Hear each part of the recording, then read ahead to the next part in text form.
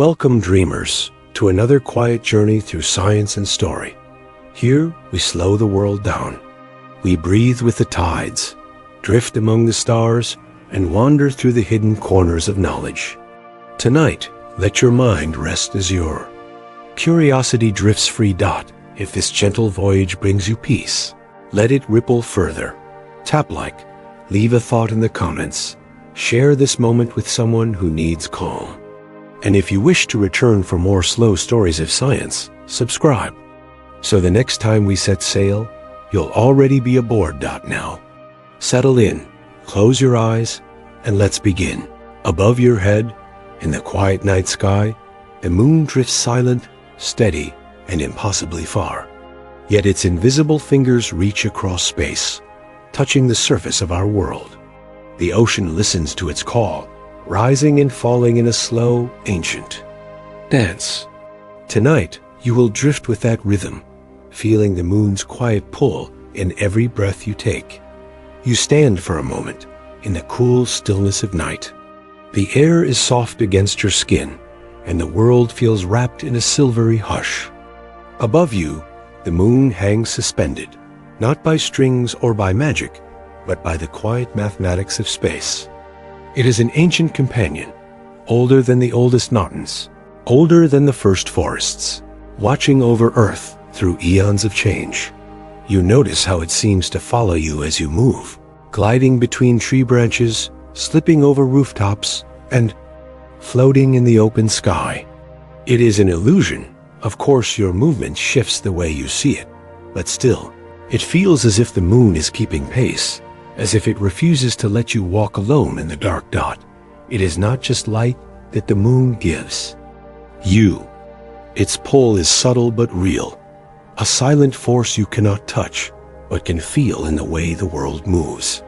Far away, on distant shores, the ocean breathes because of it. The tides rise as if the moon is lifting them gently in its hands, and then they fall, retreating like a deep, slow exhale. The moon's pull is gravity, an invisible thread that tethers Earth and moon together. It is not a rope you can see, but a field of influence, curving space itself, drawing matter closer. Every drop of seawater is under its spell, and so are you. You, too, are made of matter, and though the effect is faint compared to the vast oceans, the moon tugs at you as it tugs at everything. Imagine standing at the edge of a moonlit shore. The sand beneath your feet is cool, and the waves advance and retreat in their endless, patient rhythm. The moon moves across the sky, and the sea answers, swelling high when the moon is overhead, pulling back when it drifts away. This is a dance that began billions of years ago, long before human eyes ever saw the moon's glow, and it will continue long after we are gone. Scientists call this the tidal force. The side of Earth facing the moon feels a slightly stronger pull than the far side, and this difference stretches the planet very slightly. Oceans, being fluid, respond most visibly.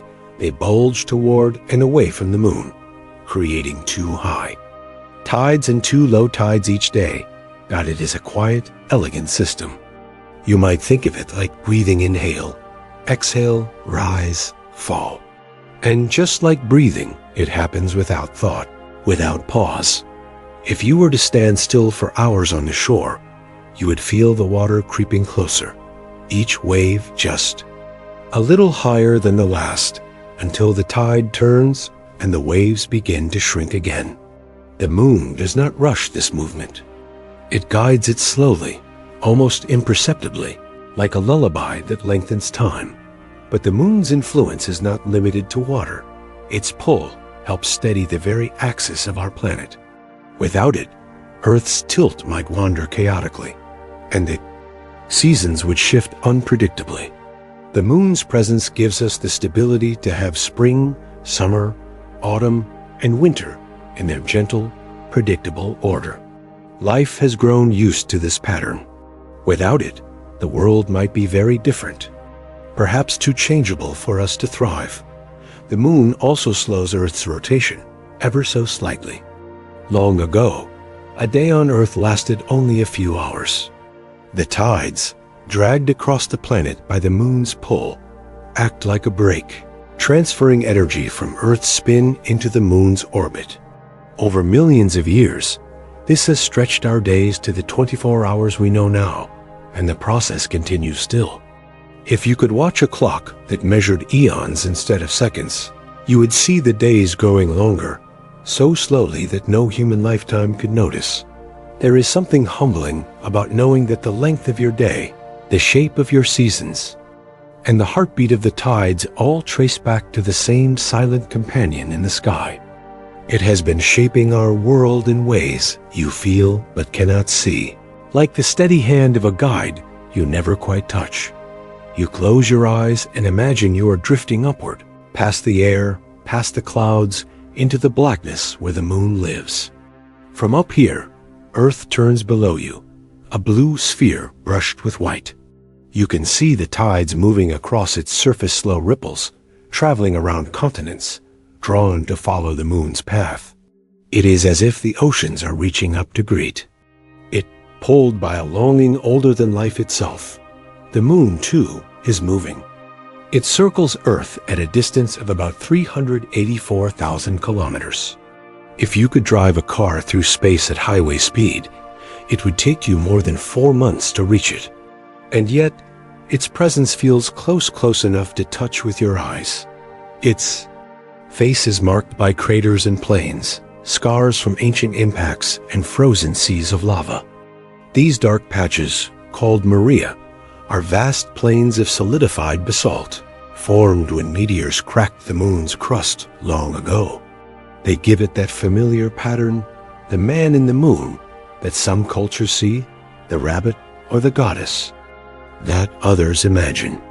Every culture has looked at these patterns and told stories. For some, the moon is a goddess who watches over the night. For others, it is a guardian spirit, a calendar in the sky, a lover, a messenger, or even a trickster. Across centuries, the moon has been painted into myths and poems, songs and prayers. People have spoken to it, sworn by it, and dreamt of traveling to it. And in the last century, we did. When humans first set foot on the moon in 1969, they saw firsthand the barren beauty of its surface. No air, no water, only dust and rock under a black sky. And yet, even in its silence, the moon spoke. Astronauts described an overwhelming sense of connection, a feeling that standing there was like touching the story of Earth itself, because the moon's story is our story. It was likely born from Earth, formed when a Mars-sized object struck our planet billions of years ago. The debris coalesced into a glowing ball, and over time, it drifted outward to the orbit it holds today. It has been with us ever since, shaping our nights, our seas, our sense of time. When you look at the moon tonight, you are looking at a witness to all of human history and more. It saw the first life crawl from the oceans. It saw the first fires lit in the dark. It saw the rise and fall of civilizations. It has never left, and it never stops moving. As you breathe, imagine your breath sinking with the tides it calls. Inhale as the water rises. Exhale as it falls away.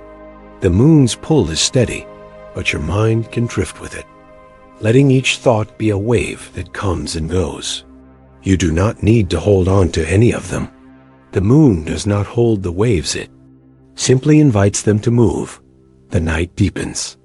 Stars surround the moon like distant fires, each one a sun with its own story. You notice that the moon's light is not its own.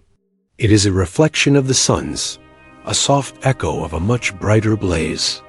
And yet, this gentler light is what guides sailors, inspires poets, and lights the paths of night wanderers. It is proof that even reflected light can be enough to guide you home.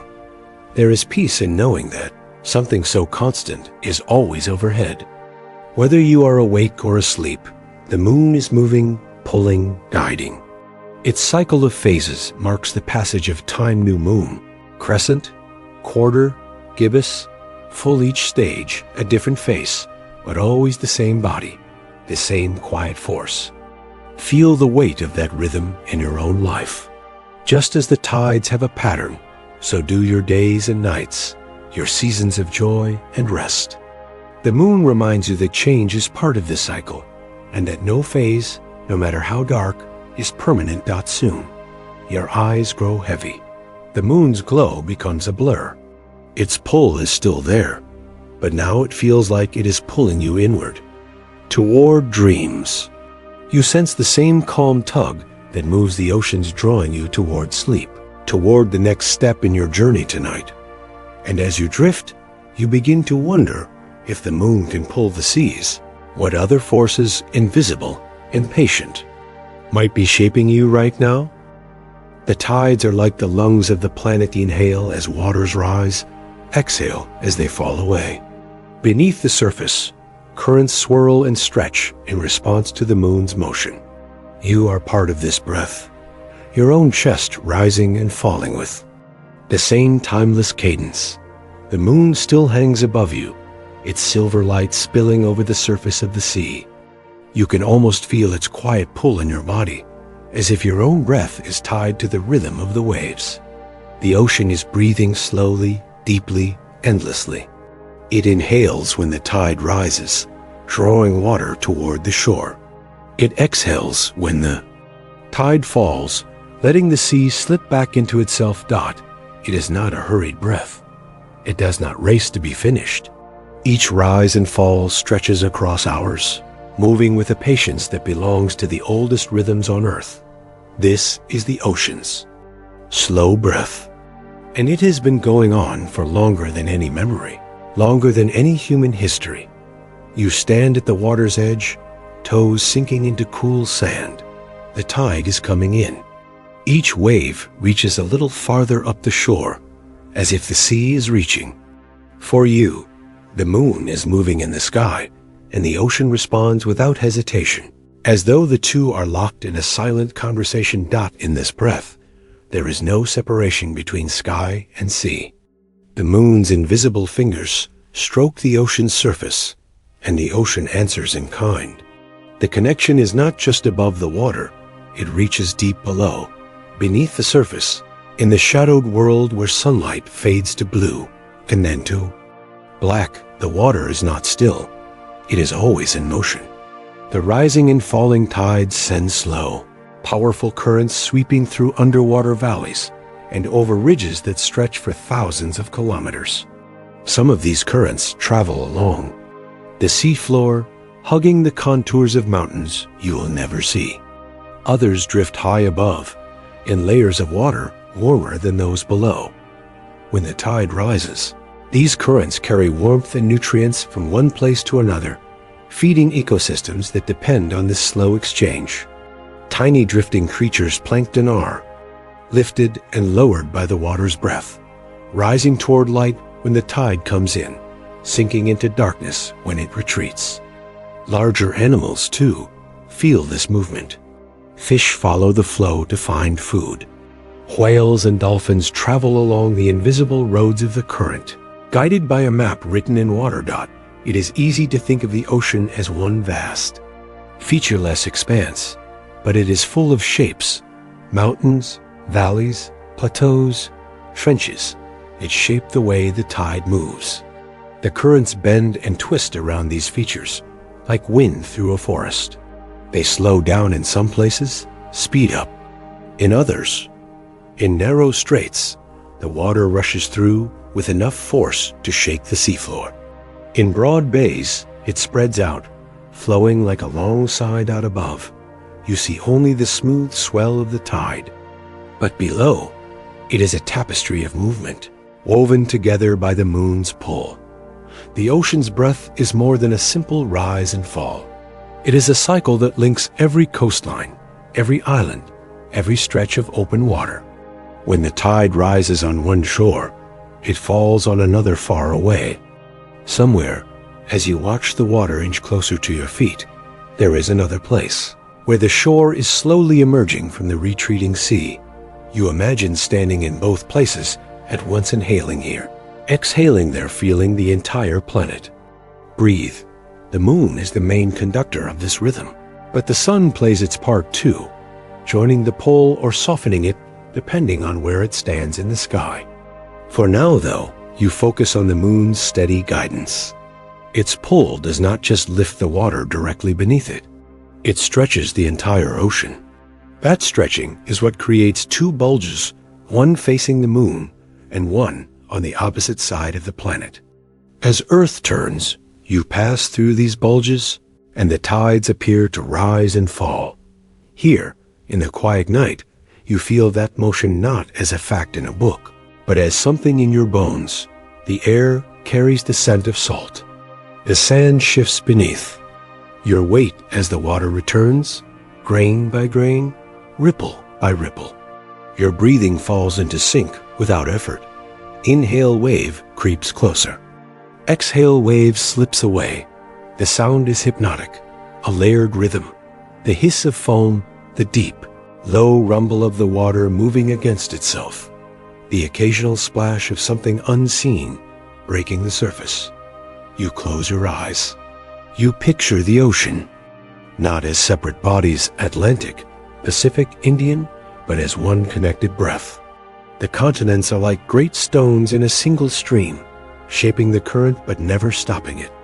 The moon's pull reaches everywhere, even into the most secluded coves, the farthest fjords, the most secret inlets dot in shallow waters. The breath is more noticeable, rising high and falling low. In deeper seas, the change is gentler, but it is still there. Even in the stillest-looking lagoons, the water is quietly inhaling and exhaling, in harmony with the rest of the planet. Every living thing near the coast knows this rhythm, whether it can name it or not. Shorebirds time there, feeding to the tides, searching for food when the water draws back to reveal the sand. Mangrove trees grow in patterns shaped by the daily rise and fall. Small crabs scuttle into burrows just before the water returns. Even you, though, you may not notice, move in ways that echo this breath when you live by the shore. You plan. Walks, launch boats, cast nets, and set sail according to the pull and release of the ocean. You think of your own breath now. How often do you notice it? How often do you feel it as part of something greater? Tonight, it is impossible not to.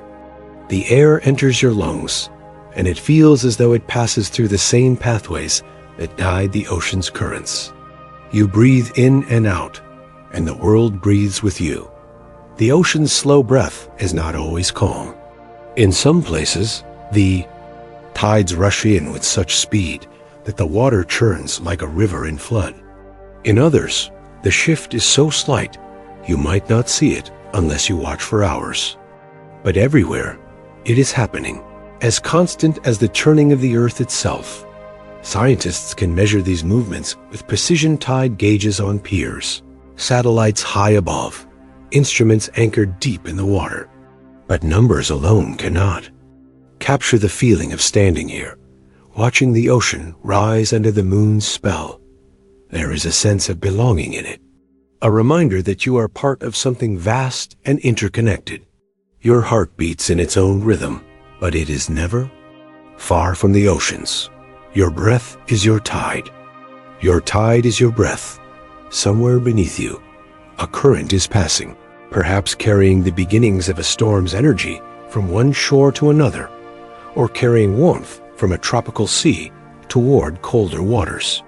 The tides help mix the ocean, keeping it alive and moving. Without them, parts of the sea might grow stagnant, and life would be different. You open your eyes and see the moon drifting toward the horizon. The tide is nearing its highest point. Soon it will turn, and the water will begin to fall away again. But for now, the ocean holds its breath, just for a moment, in perfect stillness. You know this stillness is only the midpoint between movements. The breath will continue over and over for as long as the moon circles the earth. And as you stand there, you wonder about the invisible rope that ties the moon and the ocean together, how it stretches across the emptiness, how it never breaks, how it keeps this breath going without pause. Gravity is the rope that ties the moon to the sea. Though we cannot see it, this rope pulls with unwavering patience, creating two great bulges of water across our world. In the stillness of night, we'll follow this unseen tether and learn how it binds Earth and Moon in a slow, eternal waltz. The ocean is breathing, as you felt before.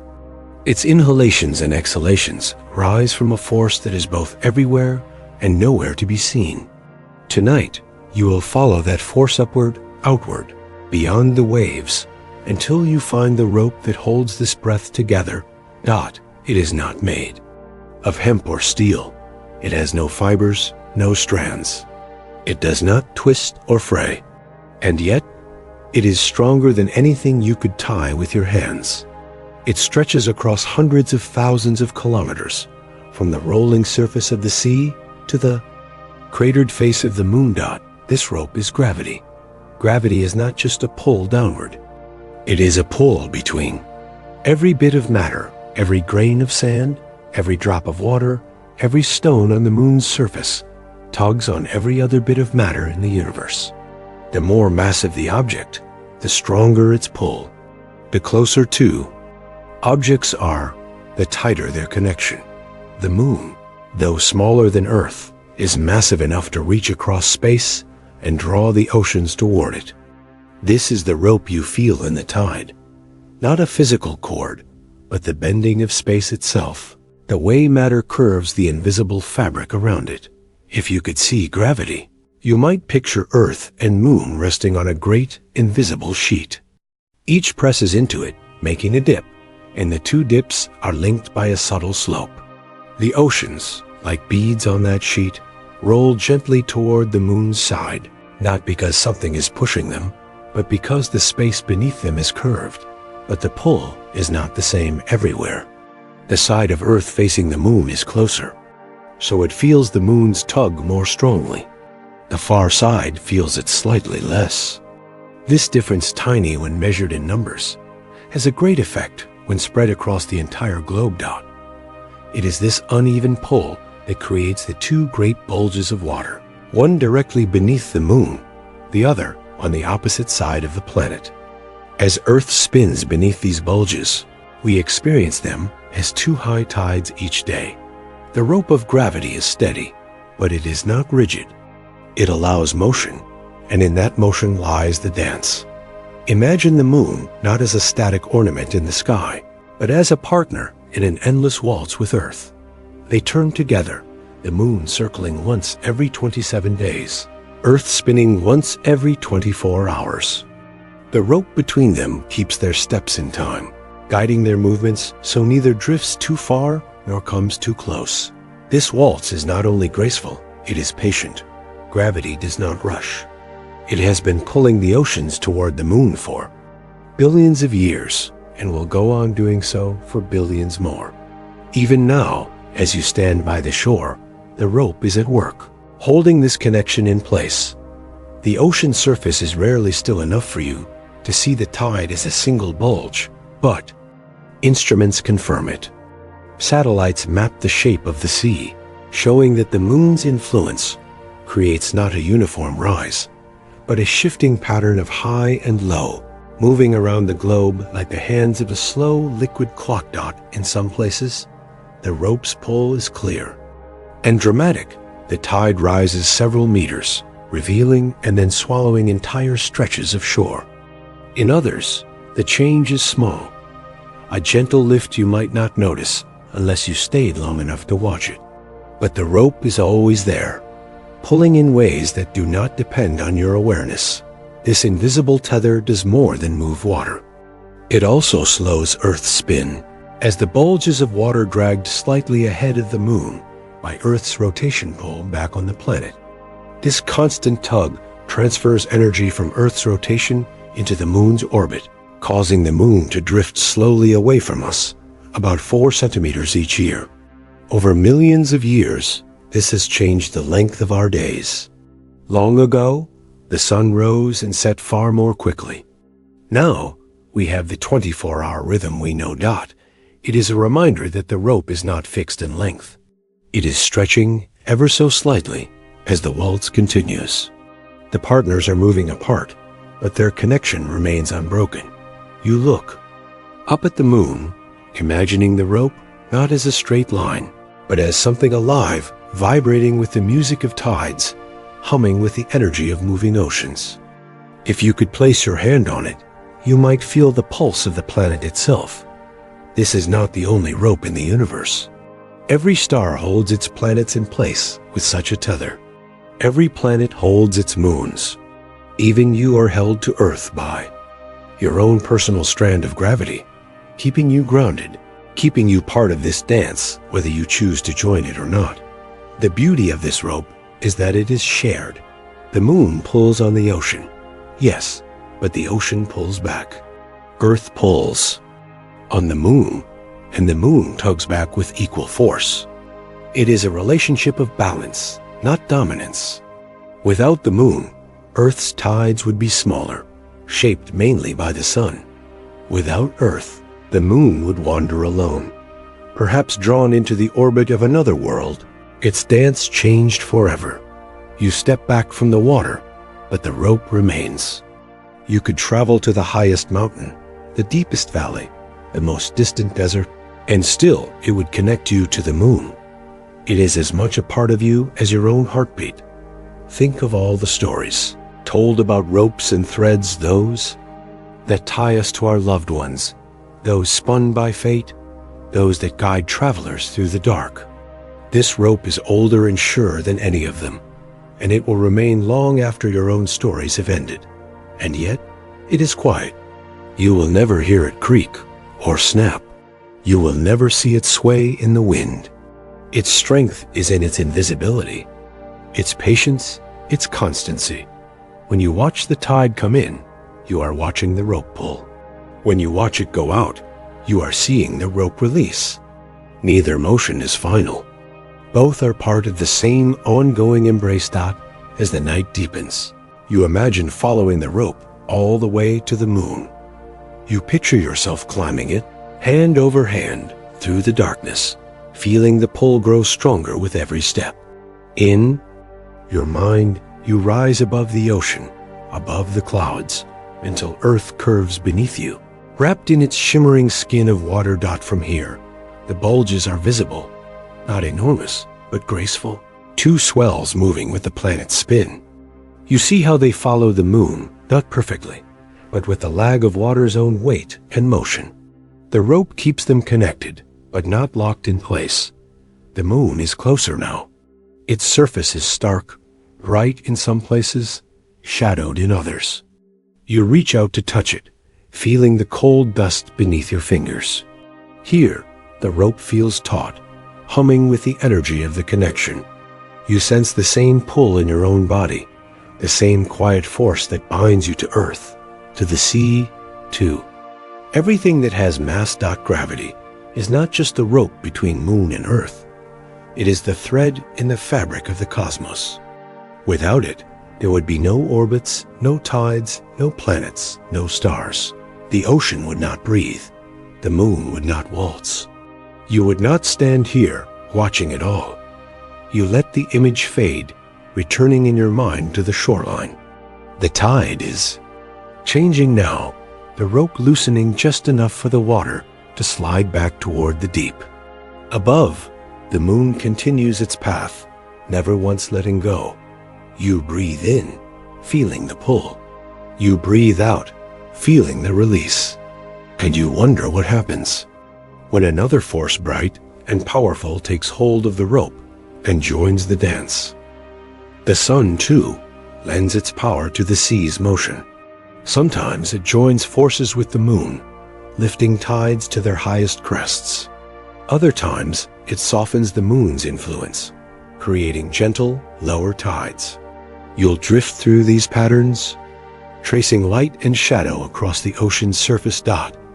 You have been following the moon's quiet pull for some time now, feeling its rhythm through the slow rise and fall of the tide. But in the vast stillness above, there is another partner in this watery dance. one you have felt every day of your life, yet rarely think of in the context of the ocean's breath. The sun, immense and distant, stretches its influence across space, touching not only your skin with warmth, but the surface of the sea with an invisible hand dot. It is strange to think of the sun as a player in the tides. We imagine it as a giver of light and heat, as the engine behind seasons and life itself. And yet, its gravity, that patient, steady force, reaches just as far and pulls just as faithfully as the moon's. You may not notice it at first, because the sun's tidal influence is softer in comparison, only about half the strength of the moon's. But the sun's role is never passive. It listens, it adjusts, it leans in to help or steps back to give the moon space. Imagine you are watching a pair of dancers on a quiet stage. The moon is the lead, guiding the main flow of motion. But the sun, bright, measured, confident, steps in at certain moments, and when it does, the movements grow larger, grander, more intense. This is what happens during spring tides, which have nothing to do with the season we call spring. The name comes from the idea of springing forth, the tides reaching higher than usual, their energy stretching to its fullest. Spring tides occur when the sun, moon, and earth are arranged in a straight line, a formation called syzygy. You have seen this alignment before, though you may not have realized its effect on the tides. It happens twice each month, once during the new moon, when the moon slips between earth and the sun, its face turned completely away from you, and once again during the full moon, when earth stands between the sun and moon, bathed in their combined gravitational pull from opposite sides. During these times, the sun's pull adds to the moon's. The high tides swell even higher, and the low tides sink even lower. The difference between high and low becomes striking, as if the ocean has taken a deep, deliberate breath. Standing on the shore during a spring tide, you might see the sea stretch farther inland than usual, reaching toward rocks or dunes that are normally untouched. In harbors, boats float higher, ropes taut against their moorings. But the sun is not always in perfect agreement with the moon. Like any graceful dance, there are moments when the partners move in different directions, and the steps soften. This happens during neap tides, when the sun and moon form a right angle with Earth at the corner. In this arrangement, the sun's pull partially cancels out the moon's, making the tides gentler. High tides are not quite as high. Low tides not quite as low. Neap tides arrive during the first quarter and third quarter phases of the moon, those times when you look up and see half the moon's face illuminated. The gravitational forces are no less real during these times, but they work at odds, creating a smaller, more subtle tidal pattern. If spring tides are a dramatic inhale and exhale, neap tides are a slow, shallow breathing, a quieter rhythm, almost like the ocean is resting between grander movements. You might picture this as a conversation between two celestial bodies. When they speak in unison, their voices echo louder across the sea, and you hear the water's response in towering waves at the shore. When they speak in opposition, their words tangle, and the sea answers in a more muted tone. Neither is better or worse. Both are essential parts of the cycle dot. As you drift in thought, the scene becomes more vivid. Above you, the moon traces its path across the night, and the sun follows its grand arc by day. From your vantage point on Earth, you cannot see their gravitational threads, but you can feel them in the movement of the water. The ocean itself becomes a giant, shimmering net, pulled this way and that by forces far beyond your reach. The sun's role in tides is a reminder of how connected everything truly is. Even across the vast gulf of space, it shapes the daily life of our oceans. Without the sun, the tides would be smaller, the rhythms less dramatic. Without the moon, the sun's pull would still move the water, but the music would be softer, less complex, missing that interplay of voices that makes the tide so Rich and varied dot, think for a moment about how precisely this balance must be maintained. The sun is about 27 million times more massive than the moon. By that logic, you might expect its gravitational pull on Earth to be overwhelming. But distance is a quiet equalizer. The sun is about 400 times farther away than the moon, and this immense separation dilutes its tidal influence to half that of the moon's. This is why the moon takes the lead, and why the sun joins as a partner rather than as a dominant force. If you were to watch the tides from above, perhaps floating in a satellite's silent orbit, you would see Earth's oceans stretching in two broad bulges, one facing the moon, one on the opposite side. When the sun aligns with either bulge, the spring tides bloom. When the sun pulls at a different angle, the neap tides settle in. From space, the ocean's slow breathing becomes visible as a kind of pulse, expanding and contracting in time with both the moon's and sun's steps. Down here, standing barefoot at the edge of the tide, you feel these changes without charts or calculations. The waterline shifts from week to week, the scent of the sea air changes slightly, and the mood of the waves rises and falls. Even without knowing the terms spring tide or neap tide, your senses register the difference. You might notice that during certain times, the tide sweeps farther up the beach, leaving driftwood and shells in new places. Other weeks, it lingers lower, bearing stretches of sand for longer hours. This pattern is as old as the oceans themselves, repeating endlessly. Long before humans measured time, animals sensed and responded to these rhythms. Crabs, mollusks, and shorebirds have lives that are choreographed to the tides.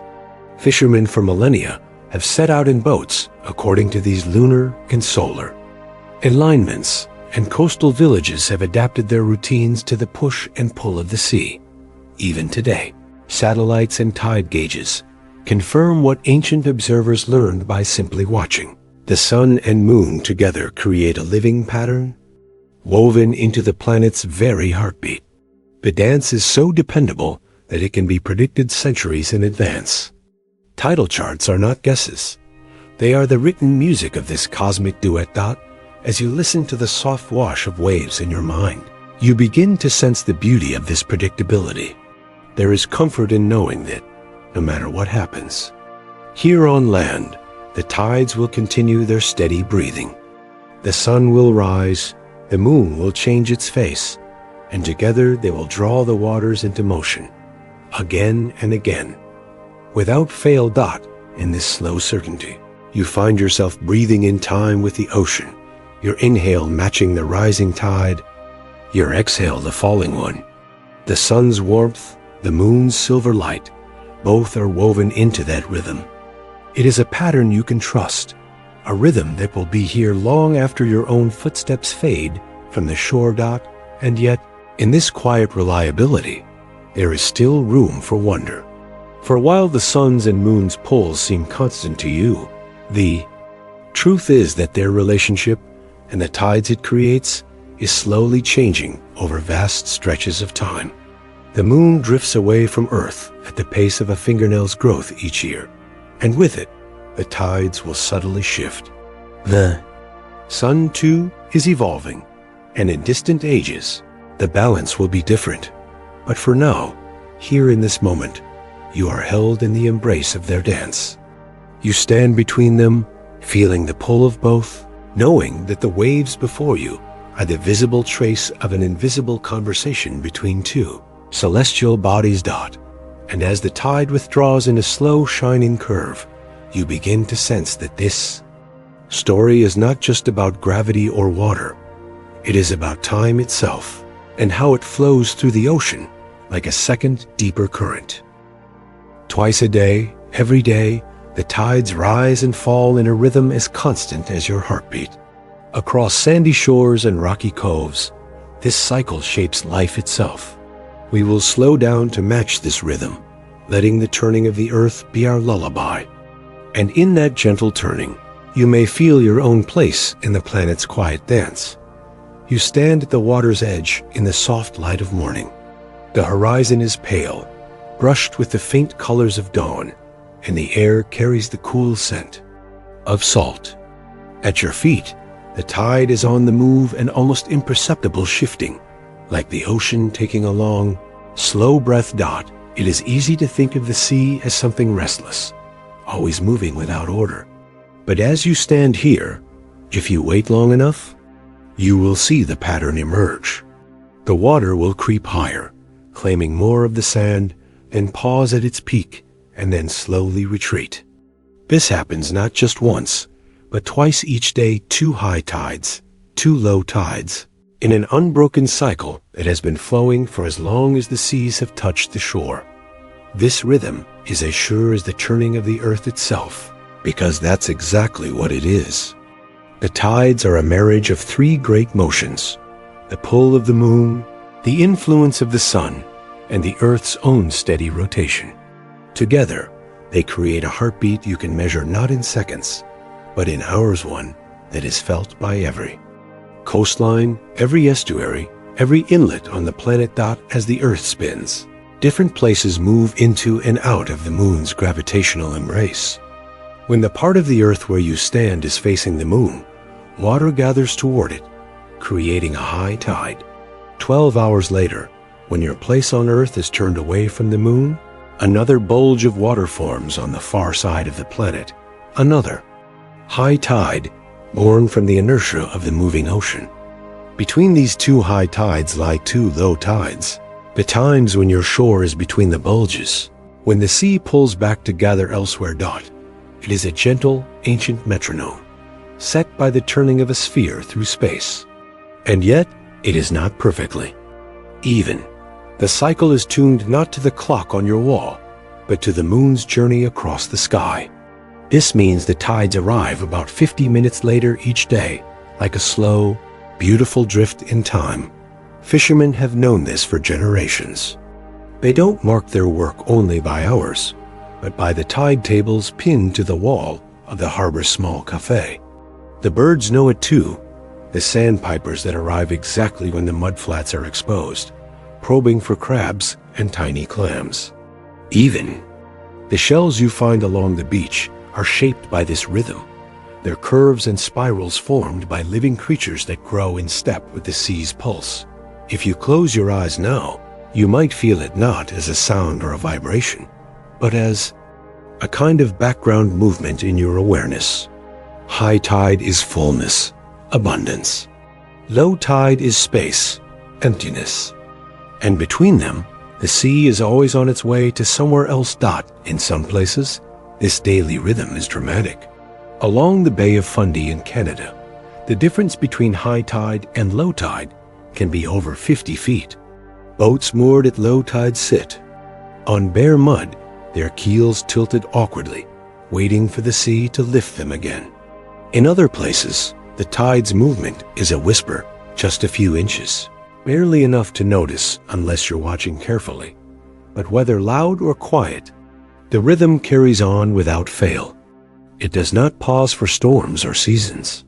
It moves through the night when no one is watching, through the morning rush and the stillness of afternoon. And it has been doing this since long before the first human set foot on a shoreline. The ancient peoples of the world knew this rhythm by heart. In Polynesia, navigators read the tides as they read the stars, using their rise and fall to guide voyages between islands. In parts of Britain, stone markers still stand built thousands of years ago to track the movement of the sea and the moon together. These early observers did not have equations or satellite data, but they had patience, and the tides told them all they needed to know. You too can learn this language of water. You can watch the strand line on the beach, the line of shells and seaweed left behind by the last high tide, and know how far the sea has gone. You can feel the cooling air as the tide retreats, exposing wet sand that gleams like glass. You can listen to the different voices of the waves, softer at low tide when the water has farther to run, louder at high tide when the waves break close to your feet. This rhythm is more than a curiosity. It shapes the living world in ways that are easy to overlook. Certain crabs leave their burrows only at low tide, scuttling over wet sand in search of food. Sea turtles return to the same beaches where they were born, timing their nesting to the higher spring tides so their eggs lie safely above the reach of daily waves. Entire ecosystems depend on the precise timing and height of the tides, from mangrove forests to coral reefs. And then there are the humans who live by this rhythm without even thinking about it. The dock worker who knows when the ships can pass. Under the bridge. The child who plays in the tide pools at exactly the right moment, knowing that in an hour, they'll be gone. The surfer waits for the tide to turn, when the waves will break just right. Standing here now, you are part of that. Same rhythm. The rotation of the earth carries you through invisible bulges of the ocean, twice each day, whether you notice or not. And somewhere on the far side of the planet, as you watch the tide creep in, another shore is watching it creep out. You are linked across oceans by the same movement of water under the same pull of moon and sun. If you were to stay here for a full day, you could watch it happen. High tide swelling, falling to low tide, rising again, and falling once more. You would notice the way the shoreline changes shape with each cycle, the sand smoothed, the rocks revealed, the small streams of water cutting new paths to the sea. You would see the way the light plays differently on wet and dry surfaces, as though the ocean is painting the shore twice each day. And perhaps, if you are still enough, you will feel how your own body responds. There is a quiet reassurance in this repetition. The sea does not rush. It does not force. It simply moves and moves again, keeping time with a clock far older than any we have made. The rhythm of the day is not just something to observe, it is something to inhabit. To let it remind you that not all movement needs urgency, and not all change needs to be fast. Some of the most powerful forces in the world are the ones that work slowly, again and again, until their presence becomes the background music of life. And as you stand with the tide at your feet, you might begin to wonder about the other rhythms that live within the sea. Cycles that move not in hours, but in weeks. Patterns that emerge when the sun, moon, and earth all align in special ways, lifting the water higher than ever before, or letting it fall farther back. The tide is turning again now, beginning its next journey. You feel it in the small waves, brushing against your ankles, in the shifting line where sea meets land. Somewhere beyond the horizon, the moon is watching, and the sun is adding its own quiet touch. Soon, you will follow these threads of influence into another rhythm, one that stretches beyond the day one, shaped by the meeting of celestial bodies in their endless patient dance. Even in the deepest places where no sunlight ever shines, tides quietly work. They move unseen through underwater canyons, carrying warmth, nutrients, and life. We will sink into these shadowed realms, hearing the distant echo of the moons pull far above. Here, darkness is not emptiness, but a gentle stage where hidden tides perform. You begin your descent slowly, the light fading above you like the last embers of a campfire at night. The ocean grows cooler, quieter, yet not entirely still. Even here, far below the familiar waves and glittering reflections, the moon's pull continues its work, soft, steady, unbroken dot at the surface. Tides are a visible spectacle, water swelling toward the shore, retreating with an almost audible sigh.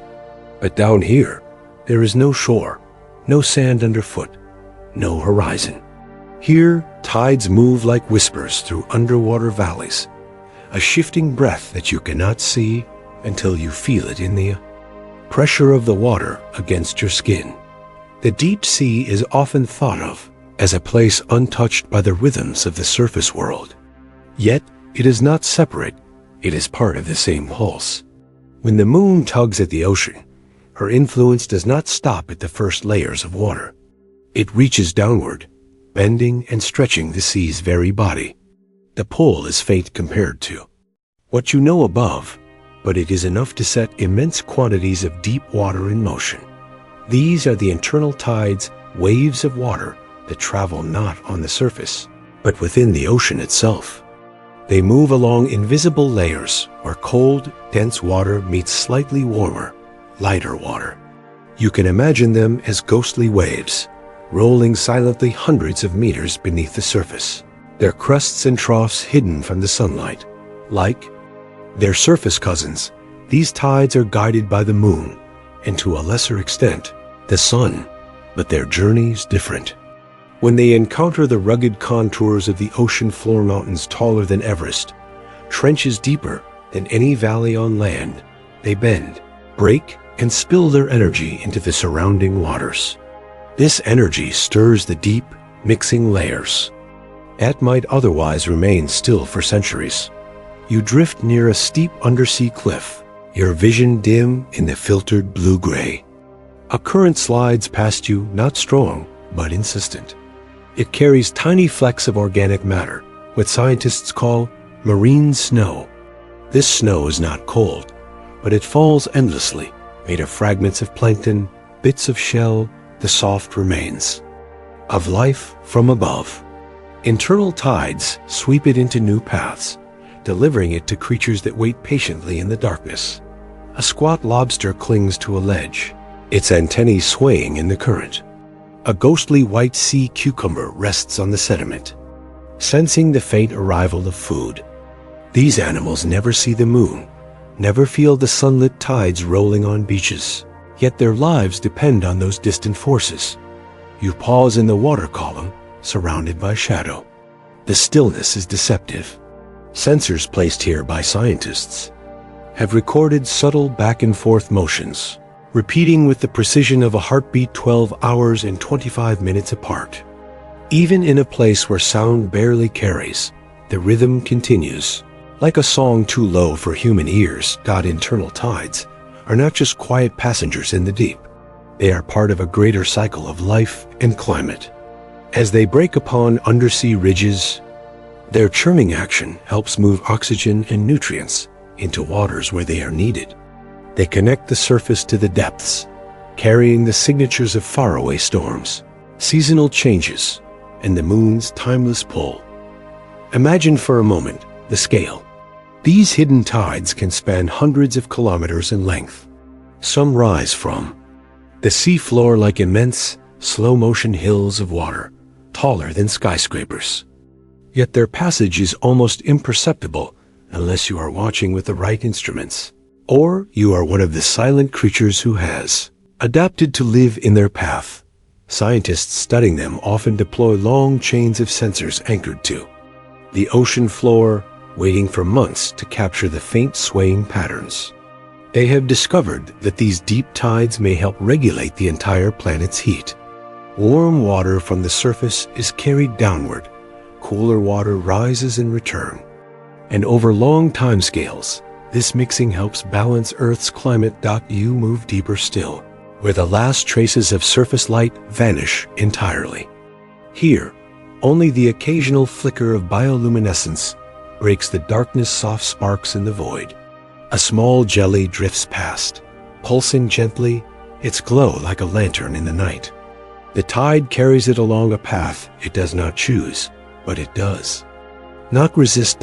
In these depths, time feels different. The rise and fall of water is slow, measured, and patient. It does not crash or roar, it exhales.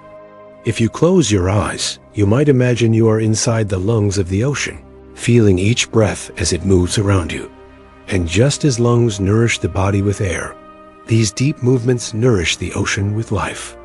They draw up minerals from the seafloor, where volcanic vents release iron, manganese, and other elements into the water. They push these nutrients toward midwater zones where plankton, the foundation of the marine food web, can use them. It is easy to think of the deep sea as separate from your world, but the connection is unbroken. The tides you see on your local shore are part of the same conversation happening here, an exchange between the moon and ocean that does not recognize surface or depth. Every grain of sand, every droplet, every creature, from the smallest bacteria to the largest whale, moves in the shared rhythm. The hidden tides are also storytellers. They carry the memory of coastlines, storms, and seasons. Water that brushes past your feet on a summer beach may one day drift in these depths, shaped by the same slow push. And in turn, some of this deep water will return upward, resurfacing. Decades later on another shore, under another moon, you hover near the mouth of a canyon that stretches into blackness. Here, the current quickens slightly, funneled through the narrow passage. It feels almost like wind through a mountain pass. Somewhere beyond your sight, this moving water will strike a seamount and rise, like a wave climbing invisible steps.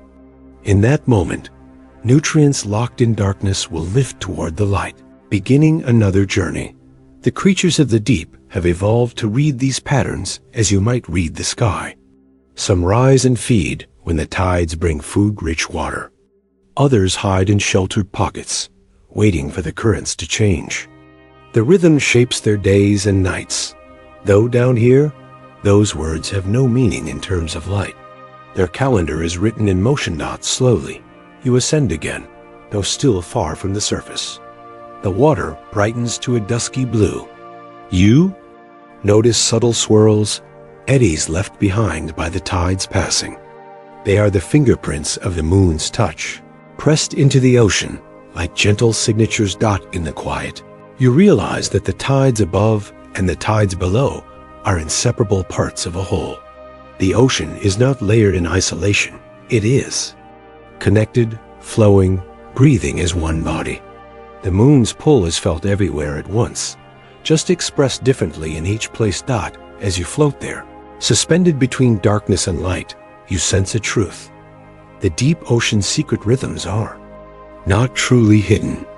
They are simply slow, subtle, and patient, waiting for those willing to feel them dot far below.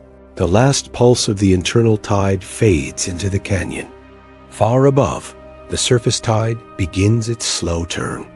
And in between, you linger in the space where both worlds meet, knowing the next chapter will take you closer to where the ocean's heartbeat becomes something else entirely.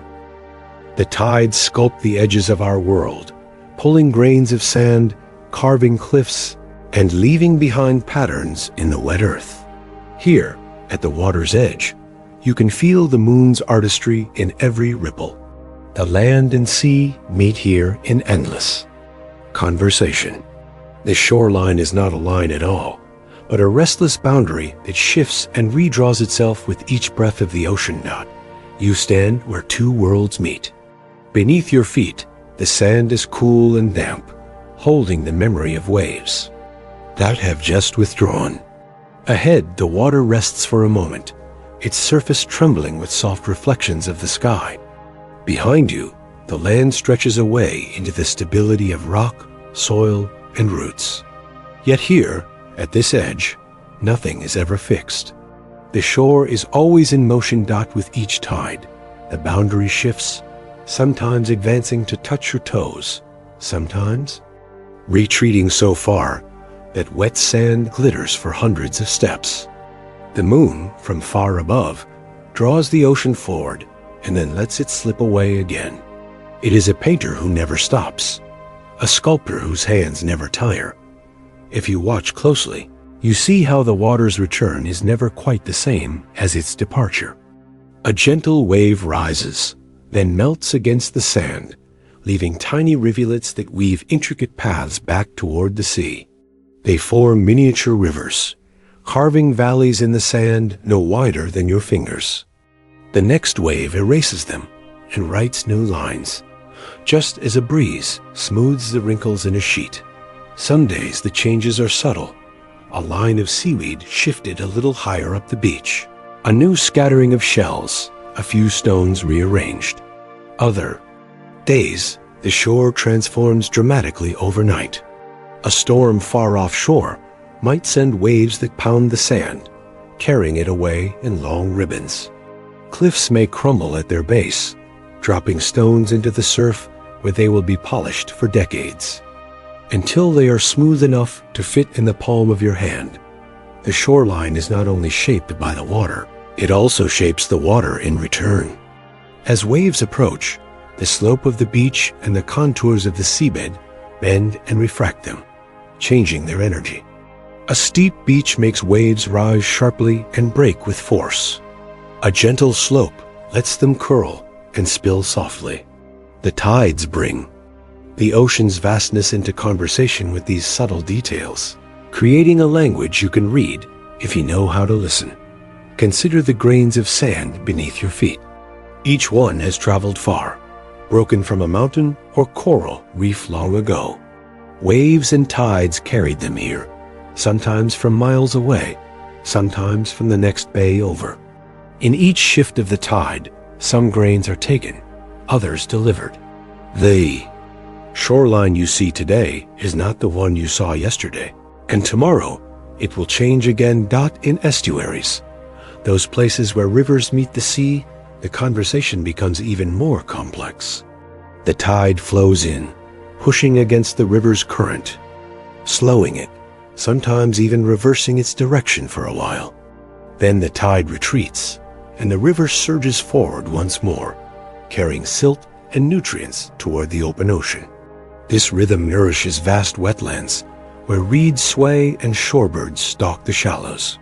Here, life is built on the dance between salt and fresh water. Between the pulse of the tides and the steady flow of rivers.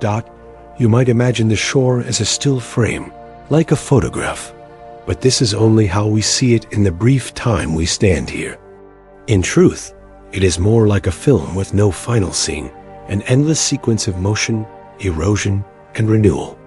Over years, beaches migrate, shifting hundreds of feet. Barrier islands wander along coasts, split apart, and merge again. Bays open and close.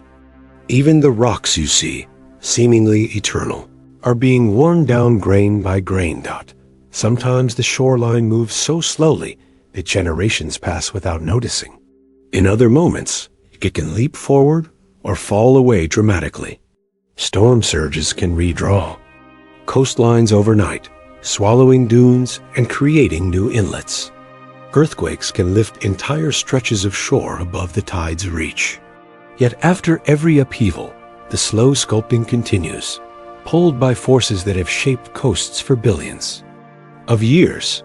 If you kneel and run your fingers through the sand, you might feel small ridges, tiny patterns left by the retreating water. These are ripples born from the interplay between the waves' pull and the resistance of the sand. Similar ripples appear on tidal flats when the water drains away at low tide, leaving wide, shallow plains patterned like a fingerprint.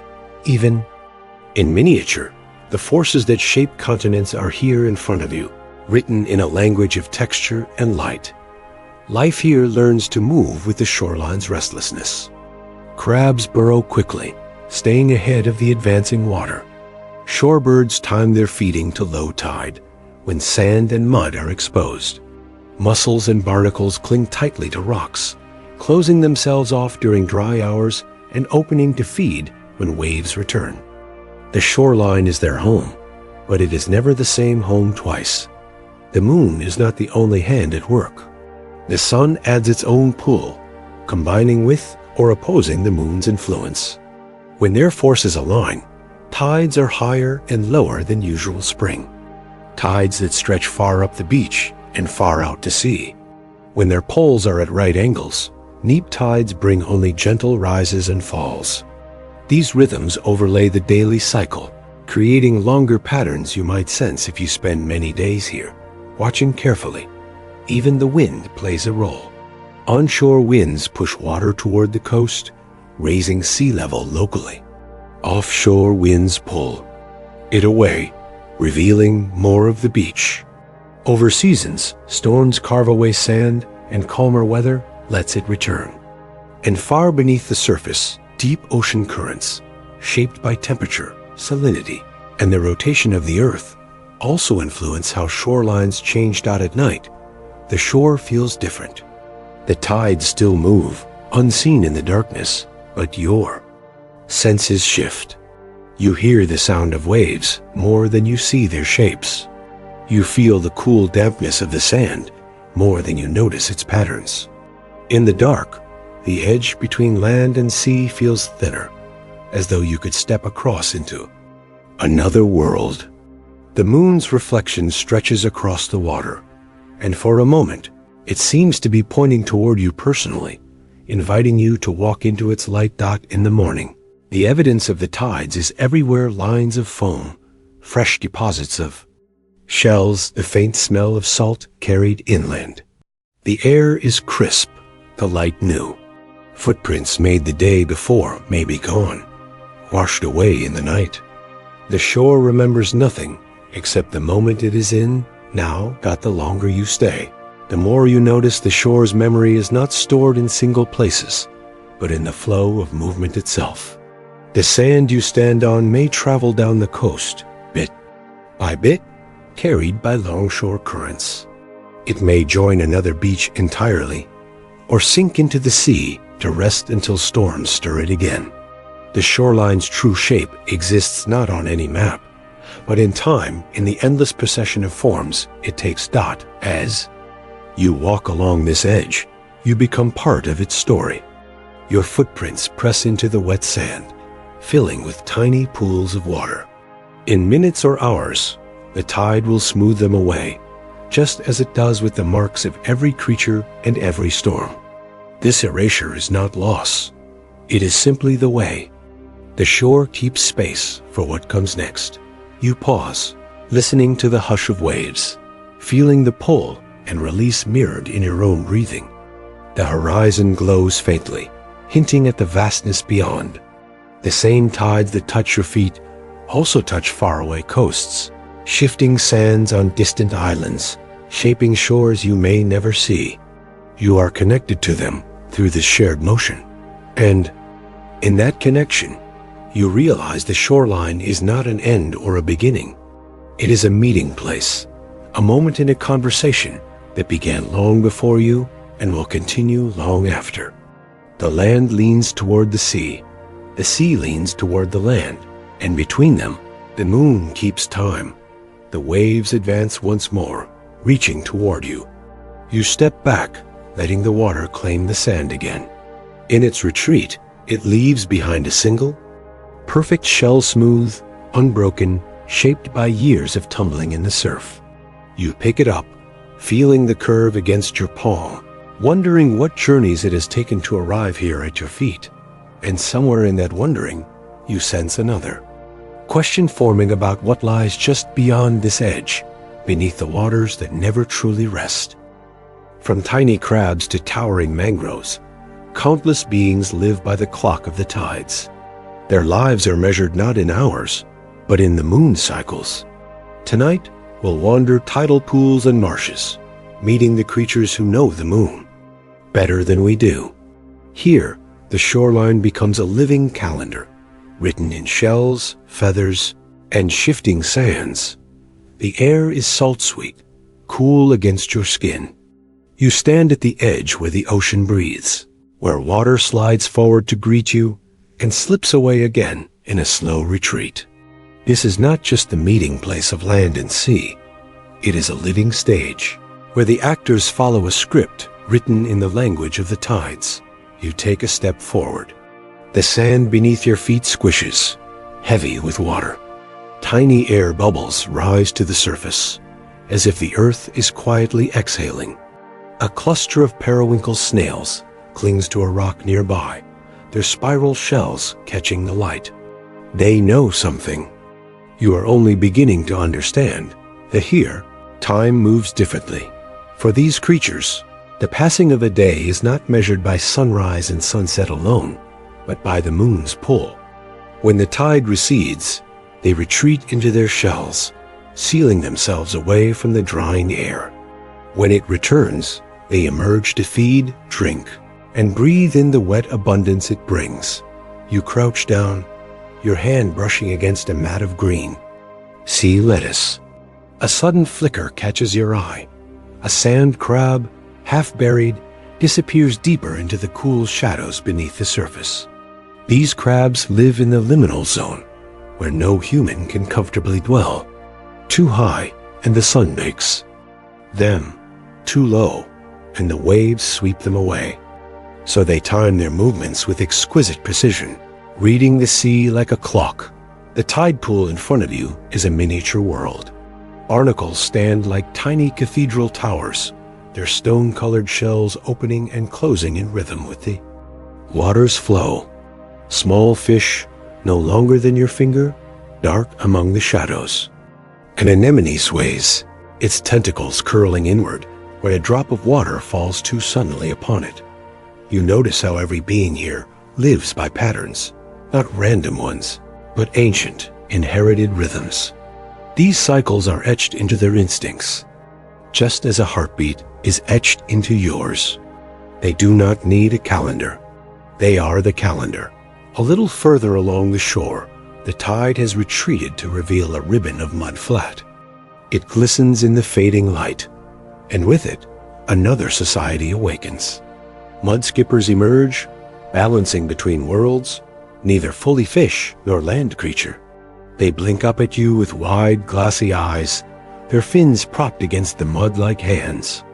They gulp the damp air, their bodies adapted to moments when the tide leaves them stranded between two homes. Above them, fiddler crabs wave their oversized claws, part signal, part challenge, part invitation. Their movements are almost comical, but they are speaking in the silent language of survival, staking claims, attracting mates, owning rivals. Even these small dramas are bound to the moon's schedule. As certain as the sunrise dot, your footsteps bring you to a stretch of shoreline, where tangled roots rise from the shallows, the edge of a mangrove forest. Their branches arch overhead like the vaulted ceiling of a living temple. These trees have mastered the art of breathing underwater. When the tide is high, their roots are submerged, filtering salt from seawater so they can drink. When the tide falls, their roots are bare, like skeletal fingers gripping the mud, reaching down for the nutrients left behind. You walk between them, feeling the damp air grow stiller, thicker. This is a nursery, a sanctuary for the young of countless species. Fish fry, tiny crabs, shrimp no bigger than grains of rice. The tides here are not just a clock, they are a cradle. With each rise and fall, they rock this community to life.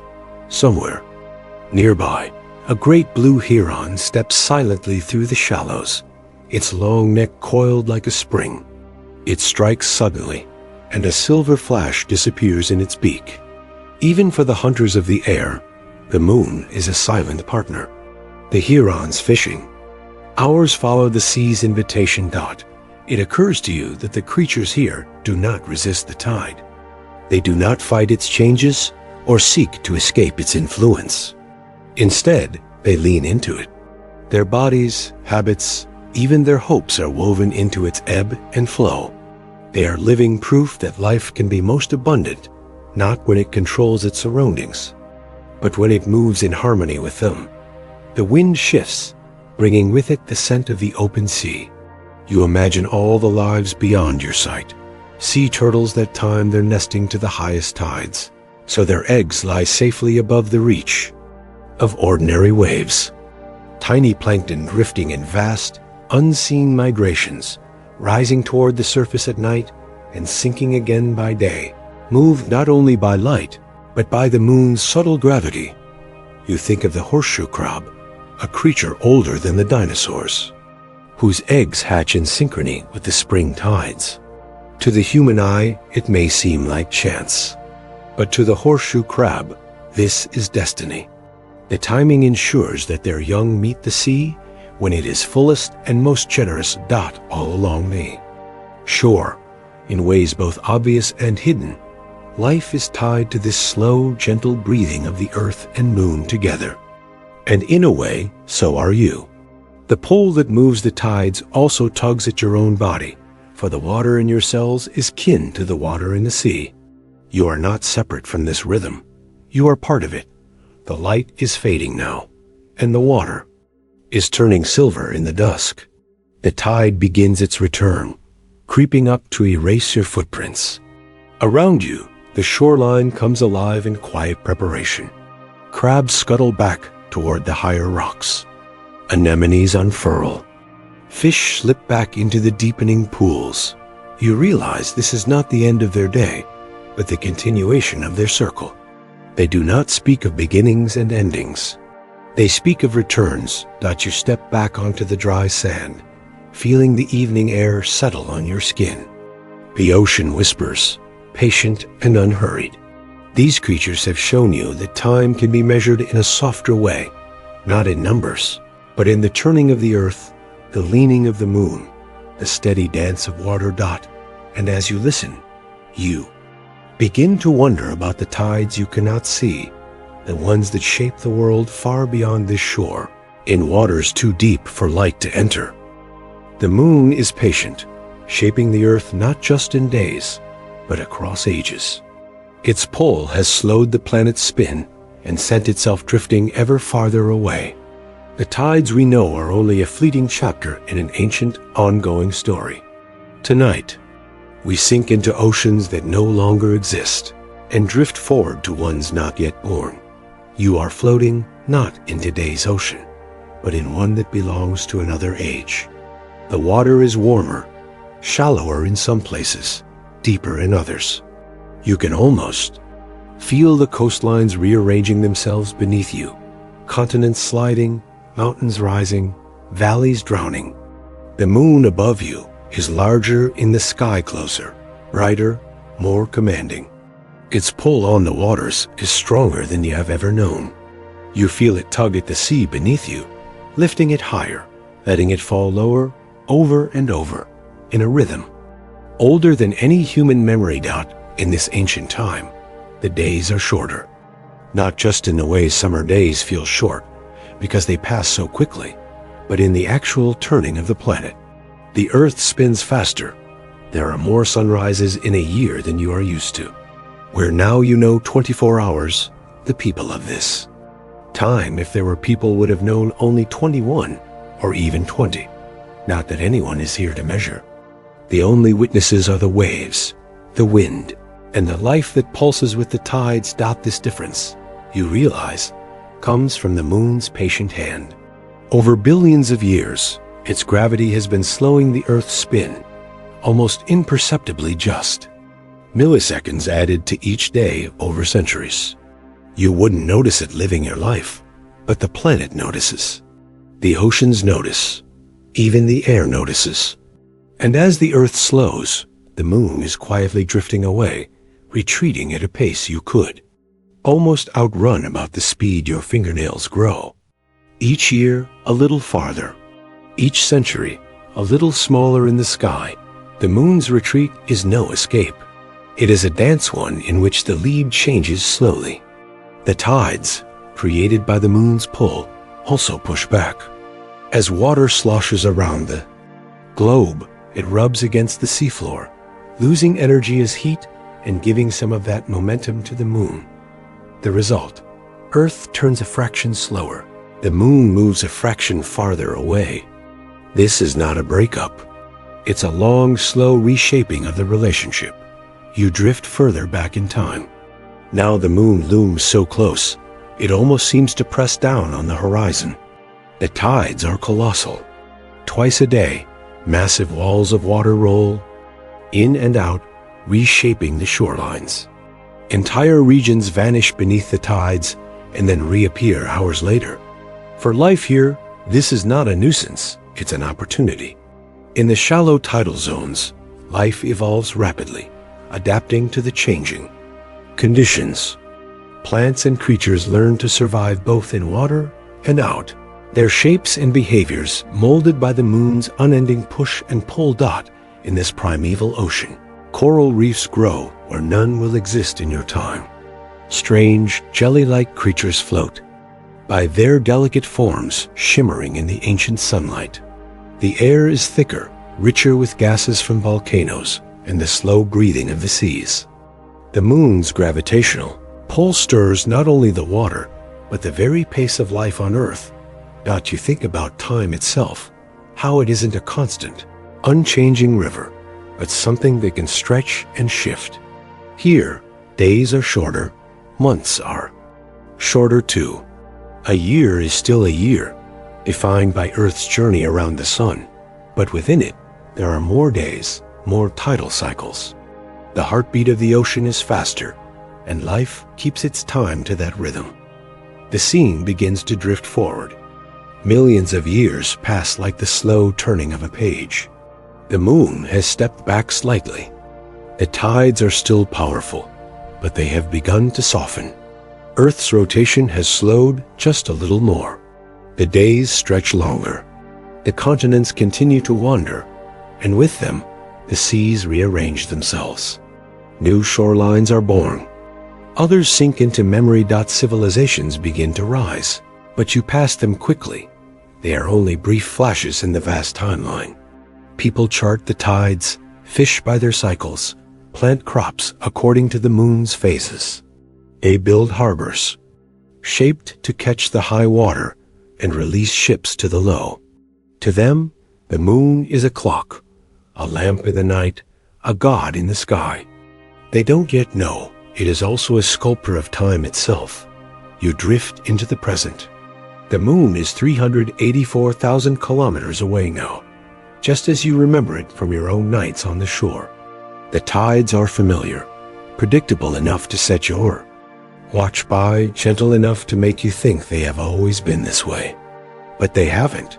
You now know they are quieter than they once were, their voices softened over eons. The Earth turns more slowly now, about 24 hours a day. In ancient times, there were over 400 days in a year. Now, there are 365 and a fraction. And someday, there will be fewer. Your thoughts slip into the future. You drift forward thousands, then millions of years. The moon continues its retreat. The tides grow weaker still. A day lengthens 25 hours, then 26, then more. Human civilization, if it still exists, has adapted or moved on. The seas no longer reach so far inland. The intertidal zones shrink, and with them, some of the life that depends on them. New life will evolve to fit the new rhythm, just as it always has. Far into the future, there comes a time when the Earth and moon face each other in perfect stillness. One side of Earth will always see the moon. The other will never see it at all. The tides will be locked into place, no longer rushing in and out with the same energy. The ocean's great breathing will slow, and the planet will settle into a new balance. This is not an ending, just another chapter in the long conversation between rock, water, and sky.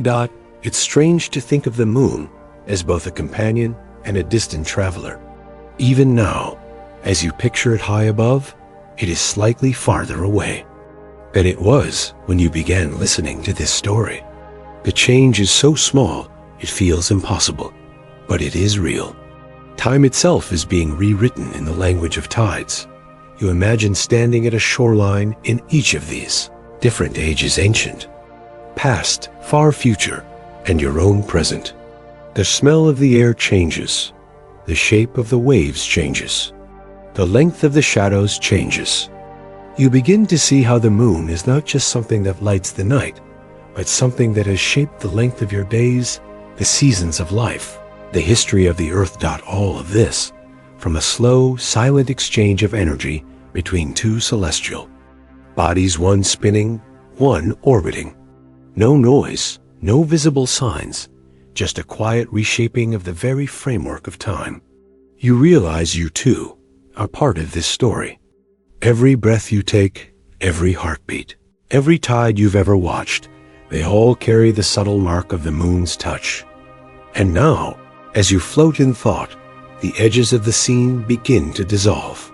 The water beneath you smooths into a calm surface, the moon's reflection stretching like a silver path into the distance. The past, the present, the future, they all seem to exist together here. woven by the gentle hands of gravity and time. Somewhere beyond the horizon, a question waits. If the tides can shape time, what else in the universe might be quietly shaping the story of our days? Now you are part of the dance. The moon above, the ocean below, and you in between breathing with the tides. As the night deepens, the boundaries blur. You are water, you are moonlight. You are the quiet rhythm of the earth itself. The sea holds you, the moon guides you, and time itself seems to drift away. You stand at the shoreline, the night air cool on your skin, the sky spilling silver light onto the water. The tide is breathing slow, deep, ancient, and you feel your own breath falling into step with it.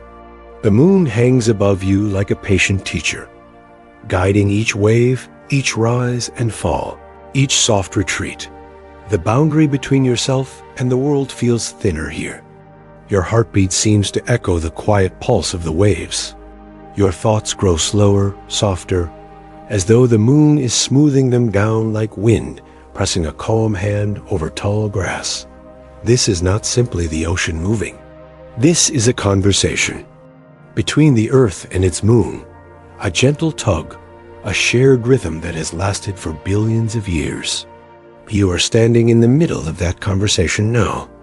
Your feet in the sand, your eyes in the sky, you are part of the sentence being spoken. The tide's pull on you is not poetic exaggeration. It is real. The moon tugs at the water in your body, just as it tugs at the ocean. You are, after all, mostly water. The force is small, almost unnoticeable, but it is there. You are a tiny sea, and the moon is speaking to you, too. The water's surface is restless, yet calm waves folding over waves, their peaks catching the moonlight and carrying it shoreward. You watch one wave approach, its crest glowing faintly, then curling down in a hush of foam. And behind it, another and another. Like the moon's breath, endless and unhurried. Drifting in thought, you imagine yourself stepping forward into the tide. The water rises around your ankles, your knees, until you float free. Salt touches your lips. The world changes texture. Gravity loosens its grip, and the water cradles you. You tilt your head back, and the moon swims in your vision. You are drifting now, not swimming, not moving with effort, just letting the ocean carry you. The water rocks you gently. Forward, back, a lullaby without sound. Beneath the surface, there are currents you cannot see, rivers within the sea that flow according to the moon's design. Tidal currents shaped by coastlines, depth, and the endless push, and pulled between two bodies in space. You imagine yourself sinking into one, letting it take you wherever it wishes. In the darkness below, life moves according to this same rhythm. Seagrasses bow with each passing swell. Plankton drift in invisible highways. Fish rise and fall with the tides, feeding in shallow waters at high tide, retreating when the water withdraws. Crabs scuttle along the sandy bottom, their movements timed to the moon's invisible clock. You drift with them through forests of kelp swaying like dancers. Each leaf is a green ribbon streaming upward, catching moonlight filtered through the waves. Somewhere in the distance, a whale's low call rolls through the water, a sound so deep you feel it in your bones more than you hear it. The whale, too, knows this rhythm. It migrates with the changing seasons, guided in part by the temperature and movement of the tides. Above, the moon remains, its face pale and serene, though you know it is in constant motion. It orbits the earth, just as the earth spins beneath it, and together they create this ceaseless dance of water. You can picture the invisible threads between them, the gravitational lines stretching and bending the oceans, shaping the very edge of the continents. Floating here, you feel those threads in yourself, not as literal pulls, but as a kind of knowing. The same way you feel the sun's warmth on your skin, or the earth's firmness beneath your feet. You feel the moon's presence in the rise and fall around you. There is a comfort in that, the knowledge that this has been happening long before. You were born and will go on long after. Every tide you have ever seen, and every tide that will ever be, is part of one unbroken rhythm. It makes you small, but not insignificant like a single note in a song too vast to fully hear. Your thoughts wander to the first humans who lived by these tides. Before there were calendars, clocks, or written records, there were the moon and the sea. Fishermen learned to read the water's movements. Gatherers waited for the right moment when the tide pulled back to reveal tidal pools filled with shellfish. Navigators studied the moon's phases to know when the tides would favor their journeys. Even without physics, they understood the pattern felt. It in their bones, as you do now. The moon, in its quiet way, has been our guide for as long as we have walked the earth, and tonight it is yours. The tide shifts beneath you, almost imperceptibly at first, then more surely. The water that once carried you inward now begins to carry you back toward shore. You let it. The sand finds your feet again, grounding you. You walk until you are once again standing on the wet, shining earth, the water curling around your ankles. Like a cat reluctant to let go, the night is still deep. The moon has climbed higher, a little farther from the horizon, its light falling more directly across the water. You watch the glittering path it paints, a shimmering road stretching from where you stand all the way to the moon itself. You wonder what it would be like to walk it step after step, each one carrying you farther from Earth and closer to that pale companion in the sky dot in your mind. You do dot. The first steps are cool and wet, your feet sinking slightly in the soft surface. Then the water fades, replaced by air, then by nothing at all. You are weightless, drifting upward, the moon slowly growing larger. The ocean shrinks below you, its waves now mere ripples, the shorelines curling like pale threads dot here, in the Ocean. Vastness between Earth and Moon, you can see their connection more clearly. The Earth's oceans bulge slightly toward the Moon, and on the opposite side as well, pulled by the complex play of gravity and motion. The Moon circles slowly, held in place by the same invisible hand that holds the tides. The two are locked, in a dance that will not end until the very face of the moon shows the Earth no more. Drifting closer, you can see the moon's surface, the craters, the plains of ancient lava, the jagged ridges. There is no air here, no water, no sound yet. Its influence is felt across the entire face of the planet you just left. It is a reminder that power is not always loud or forceful. Sometimes it is quiet, patient, and enduring. You close your eyes and let yourself drift back, pulled by the Earth's gravity, sinking again toward the blue planet below. The ocean welcomes you like an old friend, its salt on your lips, its coolness on your skin. You realize then that you are not simply watching. The tide, you are part of it. Every cell in your body, every thought in your mind is moving with it. You are an expression of the same forces that move the oceans, a smaller wave in a greater sea. The night deepens further. Stars press down from above, the moon's path across. The sky now leaning toward the horizon once more. The tide turns again, and you feel the shift in your bones.